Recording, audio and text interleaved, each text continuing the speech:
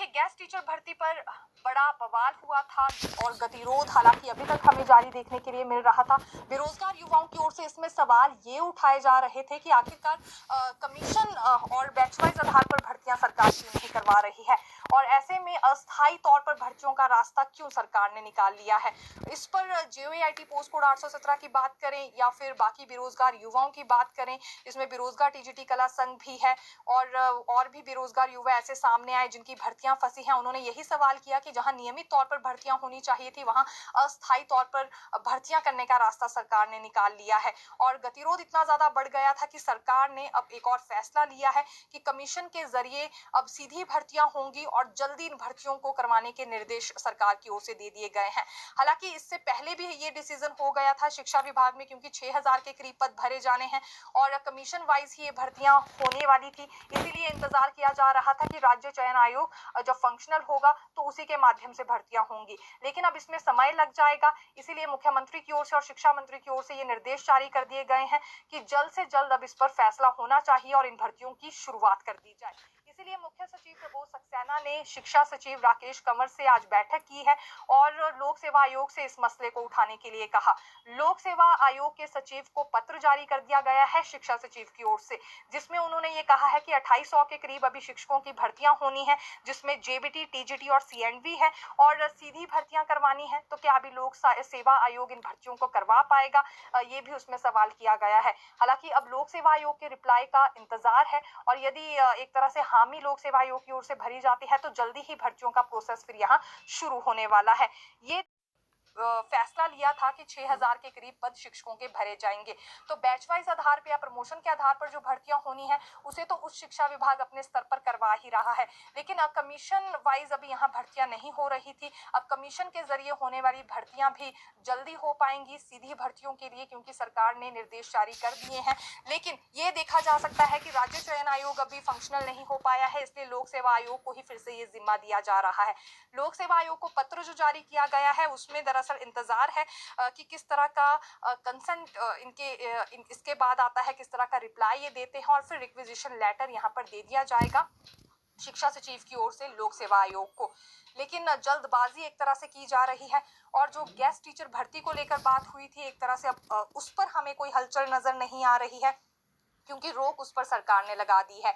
ये मुख्यमंत्री सुक्खू की ओर से ही ऐलान किया गया था कि गेस्ट टीचर भर्ती पर फिलहाल हम रोक लगा रहे हैं और ये हुआ इसीलिए क्योंकि गतिरोध इसे लेकर काफी ज्यादा बढ़ गया था और रास नहीं आ रही थी ये भर्ती युवाओं को। सवाल यही था कि जब नियमित तौर पर भर्तियां हो सकती हैं, इतने पद खाली चल रहे हैं, तो ऐसे में अस्थायी तौर पर भर्तियों का रास्ता क्यों चुना जा रहा है।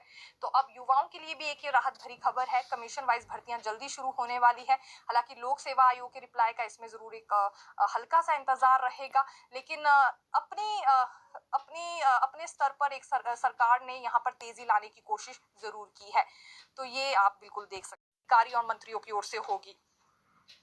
वन मित्र भर्ती पर भी अब आए तो प्रक्रिया एक तरह से शुरू हो चुकी है और मुख्यमंत्री सुक्खू की ओर से ही इसमें निर्देश जारी ये किए गए हैं कि अगले महीने के पहले सप्ताह में ही शारीरिक परीक्षण भी शुरू कर दिया जाए। इसके लिए 60,000 से ज्यादा आवेदन आए हैं और 2061 इसमें पद भरे जाने हैं। पुलिस विभाग में 1226 पुलिस कांस्टेबल पदों पर भर्ती जरूर होनी है, लेकिन इसमें भी तेजी लाई जाए। आज CM सुक्खू ने ये निर्देश अधिकारियों को दे दिए हैं। वन मित्र भर्ती के लिए भी यही निर्देश जारी हुए हैं कि इसमें तेजी लाई जाए और पुलिस भर्ती के लिए भी साफ तौर से ये कह दिया गया है मुख्यमंत्री की ओर से कि जितनी जल्दी ये भर्ती प्रक्रिया पूरी हो सकती है की जाए। इससे पहले आप देख सकते हैं शिक्षकों की भर्ती को लेकर भी जो बड़ा डिसीजन हुआ है ये कहीं ना कहीं मुख्यमंत्री की ओर से ही हुआ है।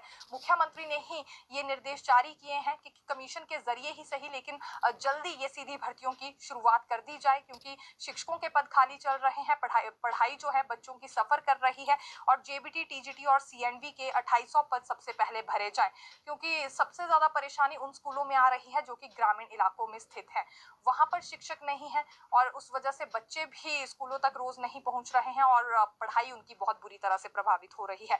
हालांकि आज CM सुक्खू की ओर से एक और बड़ा निर्देश दिया गया है, ये श्रम एवं रोजगार विभाग को दिया गया है। कुशल जनशक्ति से संबंधित पूर्ण डाटा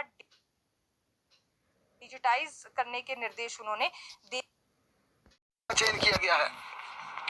अगली मंत्रिमंडल की बैठक में जीओआईटी भर्ती का मामला लाया जाएगा। कानूनी पहलुओं पर मंथन के बाद इस पर पूरी तरह से तय किया जाएगा कि इस पर क्या किया जाए, क्योंकि लगातार जिस प्रकार से तमाम जेआईटी 817 की भर्ती की बात की जाए तो इसकी फाइल लगातार फुटबॉल बनी हुई है। फाइल कभी लॉ विंग में जा रही है, कभी लॉ डिपार्टमेंट में ओपिनियन के लिए जा रही है, कभी कार्मिक विभाग में वापस आ रही है, कभी चीफ सेक्रेटरी के पास जा रही है। अब इन तीनों एजेंसियों के बाद इस घूमती फाइल पर जिस प्रकार से आक्रोशित जीओआईटी के छात्र, चाहे चंद्र कुमार की जनसभा की बात की जाए या ओकोबर की बात की जाए, जिस प्रकार से अपनी अग्रेसन दिखाने लगे हैं, उसके बाद यह तय किया गया है कि इस मामले को मंत्रिमंडल की बैठक में लाया जाएगा और इस पर सहमति बनाई जाएगी कि जीओआईटी की इसका रिजल्ट कौन घोषित करे, क्योंकि लोक सेवा आयोग दो टूक मना कर चुका है कि जितनी भी लिटिगेशन में या यूं कहें विजिलेंस के दायरे में भर्तियां चल रही हैं उसका परिणाम घोषित नहीं किया जाएगा।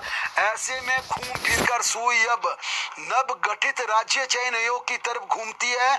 उसे सरकार यहां पर एथराइज कर सकती है कि तमाम जिस शर्तों पर परिणाम घोषित किया जाए, लेकिन इस पर फैसला कैबिनेट को लेना। जीओआईटी 817, 903, 939 पोस्ट कोड की भर्तियां लटकी हुई हैं। अभ्यर्थी लगातार विरोध कर रहे हैं कि उनका रिजल्ट निकाल दिया जाए। खासकर 817 की बात की जाए, अब चौथा साल चल पड़ा है और कई ओवरेज हो चुके हैं।